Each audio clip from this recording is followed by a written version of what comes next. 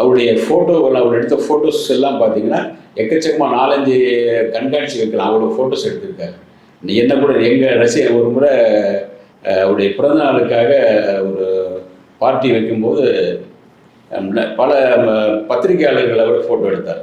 என்கிட்ட என்ன எடுத்த ஃபோட்டோவும் அனுப்பியிருந்தார். அவரே எடுத்த ஃபோட்டோ. இந்த மாதிரி எடுத்து அப்படியே கொடுத்துருப்பார். அதாவது நிறைய சூப்பராக ஃபோட்டோ எடுப்பார். வீட்டிலேருந்து கிளம்பும்போது ஒரு பேக் இருக்கும். அந்த பேக்கில் பார்த்தீங்கன்னா கேமரா உட்பட அந்த ஸ்கேலு உட்பட எல்லாமே வச்சுருப்பார். எழுதுறது, பேசுகிறது உட்பட எல்லாமே இருக்கும். ஏன்னா ஒரு ஸ்கூலுக்கு போகிறோம் இல்லையா, அந்த மாதிரி ஒரு பேக் எப்போவுமே அந்த ஷூட்டிங் போகும்போது இருக்கும். அதே மாதிரி பைக்கில் போனாலும் கூட அந்த பேக் இருக்கும். பைக்கில் வந்து அவ்வளவு சேஃபாக ஓட்டுவார். அது பின்னாடி இருக்கிறவங்க வந்து நீங்கள் பயங்கர ஸ்பீடாக போவார். ஆனால் பின்னாடி இருக்கிறவங்க தான் பயப்படுவாங்க. ஆனால் வந்து அவருக்கு தெரியும், நீங்கள் ஒன்றும் பயப்படாதீங்க அப்படின்னு அவ்வளோ சேஃபாக அவரை கொண்டு போய் இறக்குவார். ஏன்னா ஒரு முறை சுரேஷ் சந்திராவே சொல்லியிருந்தார், ஊட்டியில் முதல் படம் வந்து பண்ணாங்க. அந்த அமராவதி பண்ணும்போது சுரேஷ் சந்திராவுடைய இதுதான் அந்த பைக் தான் அதில் பயன்படுத்தப்பட்டது.